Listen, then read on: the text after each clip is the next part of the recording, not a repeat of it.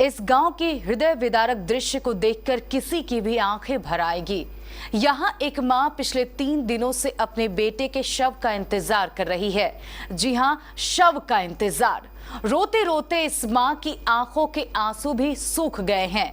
इसी गांव में एक 3 महीने की बच्ची भी है जिसने आज तक अपने पिता को नहीं देखा। ये गांव है अहमदाबाद का झब्बू टोला।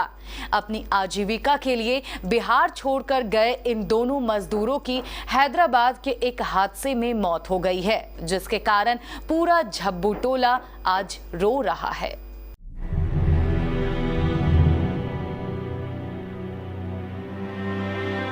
रोजगार एक ऐसा अंग बन गया है जिसके बिना जीवन की परिकल्पना करना असंभव हो गया है।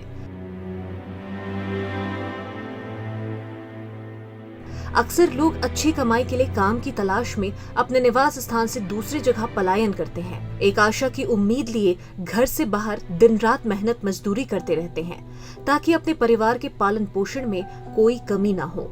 पर यदि यही रोजगार जब लोगों के जीवन पर बनाए तो यही उम्मीदें बिखर सी जाती है। एक बेटा माँ से वादा कर निकला था कि वो रमजान पर घर लौटेगा और मजदूरी से जो भी पैसे कमाएगा उसका नया घर बनाएगा। कुछ और ही लिखी थी। कलेजा सहम सा गया होगा उस माँ का जब उसकी निगाहें अपने बेटे के वापस लौटने की राह देख रही थी, लेकिन घर लौटा तो केवल बेटे का शव। तो वहीं एक पत्नी जिसने एक नन्ही सी मासूम को जन्म दिया, वो राह ताकती रही कि जब बच्ची के जन्म की खबर सुनेंगे तो पिता खुशी से झूम उठेंगे और जब अपनी बच्ची को गोदी में उठाएगा तो उसके चेहरे में और अलग मुस्कान होगी। पर खुदा को ये मंजूर नहीं था। हम बात कर रहे हैं कटिहार जिले के अहमदाबाद क्षेत्र के झब्बू टोला गांव के रहने वाले मोहम्मद वसीम और बबला बन्ना के अनारुल हक की, जो रोजगार के लिए अपने घर से कई जिम्मेदारियां लिए शहर की ओर निकले थे। पर उन्हें क्या पता था कि वो वापस लौटकर कभी भी घर नहीं आ पाएंगे। मोहम्मद वसीम और बबला बन्ना कुछ महीने पहले ही रोजगार की तलाश में निकले थे, जो हैदराबाद के सीता कंस्ट्रक्शन में मजदूरी का काम किया करते थे, जिनके काम से लौटते वक्त कंपनी के ही गाड़ी के दुर्घटनाग्रस्त हो जाने की वजह से उनकी मौत हो गई।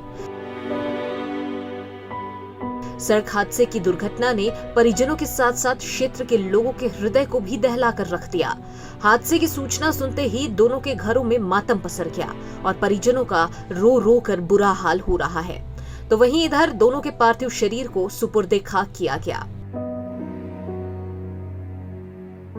आखिर कब तक ये सिलसिला जारी रहेगा? कुछ दिन पहले ही पुणे में रोजगार के लिए गए मजदूरों की जान चली गई थी और अब एक बार फिर ऐसा हादसा।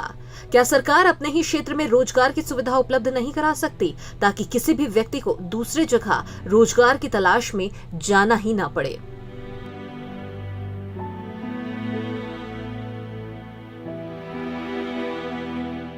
Bureau report, KBC news.